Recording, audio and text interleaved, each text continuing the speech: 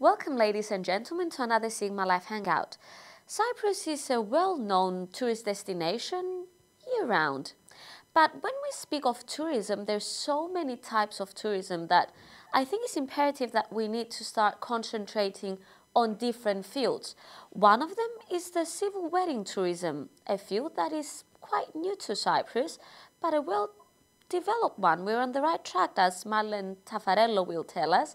She has been in Cyprus recently for the CTO, the Cyprus Tourism Organization, for a seminar to teach the people that are involved in civil weddings in Cyprus how to do this the best possible way.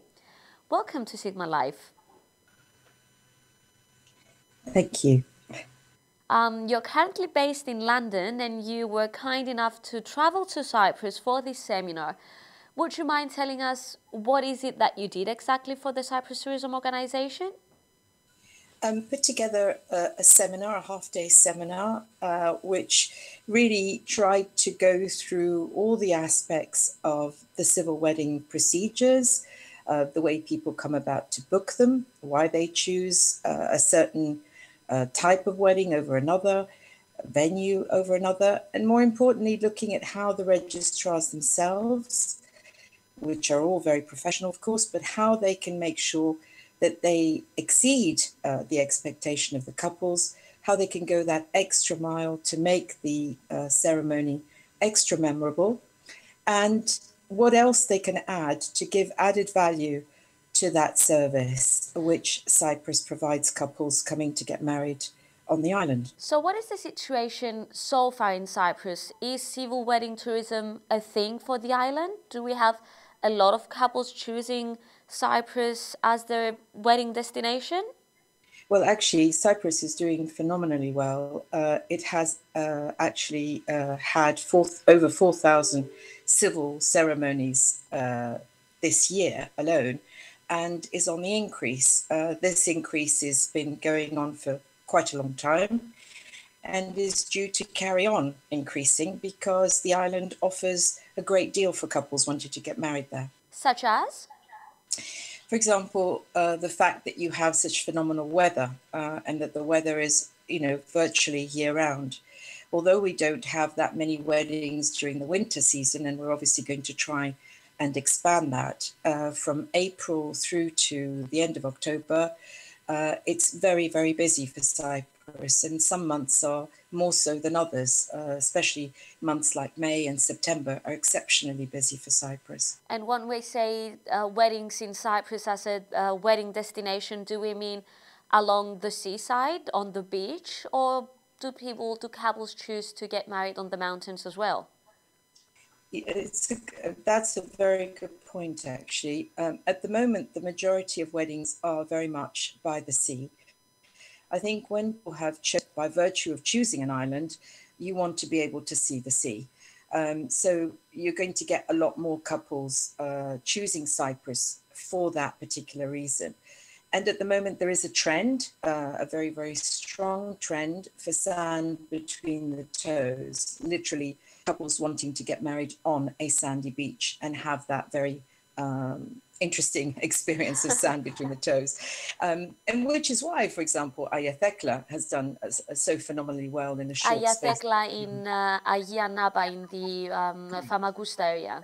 Correct, yes. So but however, having said that, because Cyprus does offer alternative venues, and especially what we would call, or some specialist tour operators call, character venues, such as the castles, both in Paphos and in Larnaca, or sort of a Byzantine hammam, which you have, and many other places, the wineries, the museums that you offer. And funny enough, when I was in Cyprus, I had an opportunity to actually see Nicosia properly for the first time. And I think there's some very interesting venues there too. So I think we need to try and expand the promotion of those type of venues because if you take Britain, for example, we have castles here, but to get married in a castle here would cost an arm and a leg, to put it mildly. So when you compare the cost to getting married in Paphos Castle or Larnaca Castle, for example, it just makes it not only affordable, but it makes that fairy tale prince and princess dream come true. And how will that promotion come to be? Will that be through the CTO, through the municipalities? How can we get our product out there?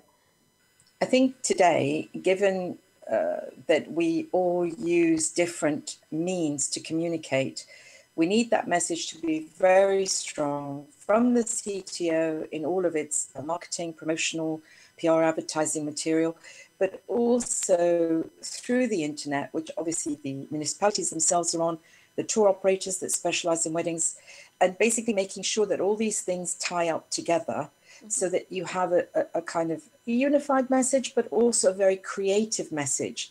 In a way, remember, many couples, when they sit down and decide to get married, they actually don't necessarily have a clear idea of what it is they want. They then start to look on the internet, look at photos, look at Pinterest, look at different social media platforms, and then they'll sort of land, as it were. So if we're giving them landing platforms to see and view and imagine where they could be married, where it would make it extra special, then that entices them even more. But then when they actually get here, we need to be able to deliver all the promises that we make. It's not just the scenery, it's the services that we need to provide. How easy is it to get licenses to get married in Cyprus? How easy is it to get accommodation and party places and venues and all of that? Okay, well, actually, Cyprus is, as I said before, it is very much in a very good position because you have a very professional product from start to finish. To get married in Cyprus is a lot easier than many other countries because all the paperwork is in English and it's all very straightforward. Also, in the accommodation and venues, again, booking those is very easy. If people use a specialist tour operator, then obviously they can do that through them. If they do it directly, then again, there are platforms on which they can do that. And the CTO themselves have a lot of information on that. So couples are not short of getting the right information in order to do it easily, effortlessly and correctly. To my understanding, it's a win-win situation both for the couples that need a, let's say, economic destination wedding. It's much cheaper than other destination weddings, as you said yourself. And for the Republic of Cyprus, again, a lot of money is going to come flowing in from the civil wedding tourism if we manage to develop it at such degree. Do you have any numbers indicative of that? Well, as I said, the overall wedding market from the UK, I think, stands at 1.5 million, so it's huge. But of course, and worldwide, it's even bigger. But it stands to grow more, as we said before. And I think people like the idea of getting married abroad because it gives them an opportunity to, perhaps on the one hand, have smaller weddings. They don't need to invite so many people, or obviously not so many people will follow. But on the other hand, they can also have weddings that are outdoors, which sometimes they can't do in Britain because of the weather, the type of weather that we experience here. And that then means that you can do a lot more. So you can spend the money perhaps on having the add-ons, the extra flowers, the fireworks, the type of food and wine and entertainment.